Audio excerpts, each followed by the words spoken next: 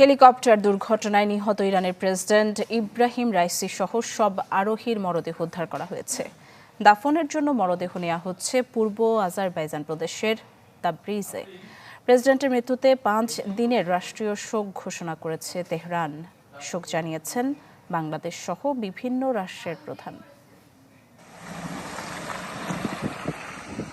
টানা 16 ঘণ্টারও বেশি সময়ের অভিযান শেষে মিলল মুসলিম বিশ্বের অন্যতম ক্ষমতাধর নেতা ইব্রাহিম রাইসি ও তার সহযাত্রীদের মরদেহ। তাদের মৃত্যুর খবর আগেই নিশ্চিত করেছিল ইরানের রাষ্ট্রীয় সংবাদ মাধ্যম। সোমবার এক বিবৃতিতে ইরানের প্রেসিডেন্ট ইব্রাহিম রাইসি, পররাষ্ট্রমন্ত্রী হোসেন আবদুল্লাহিয়ান সহ হেলিকপ্টারের মোট 9 আরোহীর মরদেহ উদ্ধারের কথা জানায় দেশটির রেড ক্রিসেন্ট সোসাইটি। মরদেহগুলোর দাফন সম্পন্ন হবে পূর্ব আজারবাইজান প্রদেশের তাবরিজে। প্রেসিডেন্টের মৃত্যুতে 5 দিনের রাষ্ট্রীয় শোক ঘোষণা করেছে তেহরান। এদিকে ইব্রাহিম রাইসির মৃত্যুতে শোক স্তব্ধ গোটা বিশ্ব। শোকের ছায়া নেমে এসেছে মধ্যপ্রাচ্যের দেশগুলোতে। শোক জানিয়েছে ইরাক, কাতার ও সৌদি আরব। হেলিকপ্টার দুর্ঘটনায় উদ্বেগ জানিয়েছে সৌদির পররাষ্ট্র মন্ত্রণালয়। এছাড়া তুরস্কের রাষ্ট্রপতি রিসেপ তায়েব এরদোয়ান জানান, ইরানের সরকার ও জনগণের পাশে আছে তার দেশ। সমবেদনা জানিয়েছেন ইউরোপিয়ান কাউন্সিলের সভাপতি চার্লস মিশেল। অন্যদিকে রাশিয়ার পররাষ্ট্রমন্ত্রী সের্গেই ল্যাভরভ বলেছেন, রাইসি ছিলেন রাশিয়ার প্রকৃত ও আস্থাশীল বন্ধু। চীনের প্রেসিডেন্ট শি জিনপিং বলেছেন, রাইসির মৃত্যুতে একজন ভালো বন্ধু হারিয়েছে তার দেশ। শোক জানিয়েছেন ভেনেজুয়েলা, মিশর, শ্রীলঙ্কা, সিরিয়ার প্রেসিডেন্ট, জর্ডানের রাজা, ইরাক ও আরব আমিরাতের প্রধানমন্ত্রী ও কাতারের আমির। একদিনের রাষ্ট্রীয় শোক ঘোষণা করেছে পাকিস্তান। টুইট করেছেন ভারতের প্রধানমন্ত্রী নরেন্দ্র মোদী। এছাড়া ইরান সমর্থিত হিজবুল্লাহ রাইসিকে শহীদ হিসেবে উল্লেখ করেছে। সমবেদনা জানিয়েছে ফিলিস্তিনের স্বাধীনতাকামী সংগঠন হামাসও। শোক জানিয়ে বিবৃতি দিয়েছে ইয়েমেনের হুথি বিদ্রোহীরাও। তবে ইরানের প্রেসিডেন্টের মৃত্যুতে এখনও নিশ্চুপ যুক্তরাষ্ট্র।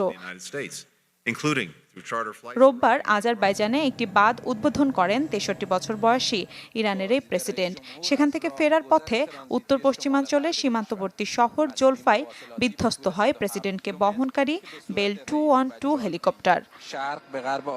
মিলা খন্দকার, চ্যানেল 24। দর্শক, এই মুহূর্তে তেহরান থেকে আমাদের সাথে সরাসরি যোগ দিচ্ছেন গণমাধ্যম কর্মী সোহেল আহমেদ। সোহেল, শুরুতেই যে বিষয়টি জানতে চাইবো যে ইব্রাহিম রাইসির মৃত্যুতে তেহরানের মানুষের মাঝে আসলে কি ধরনের প্রতিক্রিয়া দেখা যাচ্ছে? ধন্যবাদ আপনাকে। তেহরানে এই মৃত্যুর খবর প্রচার করার পর থেকেই মসজিদ সহ ধর্মীয় স্থানগুলোতে মানুষের সমাবেশ লক্ষ্য করা যাচ্ছে। সেখানে দোয়া মাহফিল হচ্ছে এবং অনেকেই কান্নায় ভেঙে পড়ছেন। পাশাপাশি সারা দেশের অফিস আদালতে এক ধরনের শোকাবহ পরিবেশ লক্ষ্য করা যাচ্ছে। একজন অপরজনকে শোক বার্তা দিচ্ছেন এবং শোক সম্বর্ধনা জানাচ্ছেন। এর বাইরে স্বাভাবিকভাবে এই প্রেসিডেন্ট ছিলেন অত্যন্ত জনপ্রিয় এবং কর্মঠ একজন মানুষ। সবার হৃদয় কেড়ে নিয়েছিলেন তিনি নানা কাজের মধ্য দিয়ে। যখন তিনি প্রধান বিচারপতি ছিলেন, দুর্নীতির বিরুদ্ধে তার যে অভিযান, দুর্নীতির বিরুদ্ধে যে পদক্ষেপ, সেগুলো প্রশংসিত হয়েছিল। প্রেসিডেন্ট হওয়ার পর তিনি নিত্যপণ্যের দাম কমানোর জন্য অত্যন্ত সচেষ্ট ছিলেন। পাশাপাশি এমন কিছু পদক্ষেপ নিচ্ছিলেন যেগুলো দীর্ঘমেয়াদে দেশের জন্য উন্নয়নে সহায়ক ভূমিকা পালন করবে। আপনি জানেন যে তিনি যে আজারবাইজান প্রদেশে গিয়েছিলেন, সেখানেও গিয়েছিলেন একটি যৌথ বিদেশি প্রজেক্টের উদ্বোধনের কাজে। পাশাপাশি সেখানে উন্নয়নমূলক বিভিন্ন প্রজেক্টের উদ্বোধনের কাজেও তিনি ব্যস্ত ছিলেন। সর্বশেষ যেখানে যাওয়ার পথে তিনি মারা গেলেন, সেটি ছিল একটি তেল শোধনাগার উদ্বোধনের অনুষ্ঠানে যাওয়ার পথে তিনি মারা যান আসলে। এর বাইরে বিভিন্ন দেশ থেকে যে শোক বার্তা আসছে, সেগুলো ইরানের রাষ্ট্রীয় টেলিভিশন এবং গণমাধ্যমে এখন প্রচার করা হচ্ছে। আপনি জানেন যে 5 দিনের শোক ঘোষণা করেছেন ইরানের সর্বোচ্চ নেতা। ইরানের যে ফার্স্ট ভাইস প্রেসিডেন্ট, অর্থাৎ প্রধান ভাইস প্রেসিডেন্ট যিনি, মোহাম্মদ মোকবেরকে ইরানের অস্থায়ী প্রেসিডেন্ট হিসেবে নিয়োগ দিয়েছেন ইরানের সর্বোচ্চ নেতা।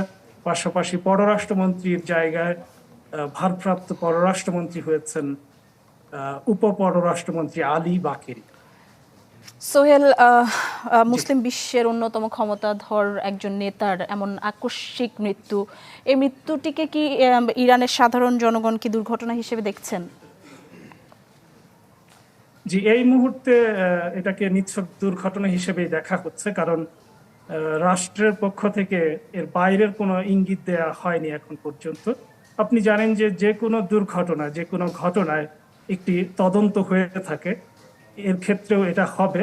সেই তদন্তের পর জানা যাবে আসলে অন্য কিছু ছিল কিনা। তবে এখন পর্যন্ত এ ধরনের কোনো ইঙ্গিত ইরানের কোনো মহল থেকে দেয়া হয়নি যে এটা ষড়যন্ত্র বা বাইরের শক্তির হাত থাকতে পারে। সোহেল, আরেকটি বিষয় জানতে চাই, ইরানের প্রেসিডেন্টের এই মৃত্যুকে স্থানীয় গণমাধ্যমগুলো কিভাবে বিশ্লেষণ করছেন? স্থানীয় গণমাধ্যম স্বাভাবিকভাবেই শোকার্ত। সবাই কালো ব্যানার লাগিয়েছে তাদের স্ক্রিনে, অর্থাৎ টেলিভিশনগুলোর স্ক্রিনে আপনি এখন কালো ব্যানার দেখতে পাচ্ছেন। শোকের গান প্রচার করা হচ্ছে। পত্র পত্রিকায়, এরই মধ্যে অনলাইন পত্র পত্রিকায় তার জীবনী প্রচার করা হচ্ছে, প্রকাশ করা হচ্ছে। পাশাপাশি উনার যে কর্মকাণ্ড ছিল, নানা পদক্ষেপ ছিল, সেগুলোর বিশ্লেষণ চলছে। সবাই আসলে শোকে মুহ্যমান। সোহেল আহমেদ, অনেক ধন্যবাদ। আমরা হয়তো পরবর্তীতে আপনার সাথে আবারও যুক্ত হব, নতুন কিছু তথ্য জেনে নিব। দর্শক, তেহরান থেকে আমাদের সাথে যুক্ত হয়েছিলেন গণমাধ্যম কর্মী সোহেল আহমেদ।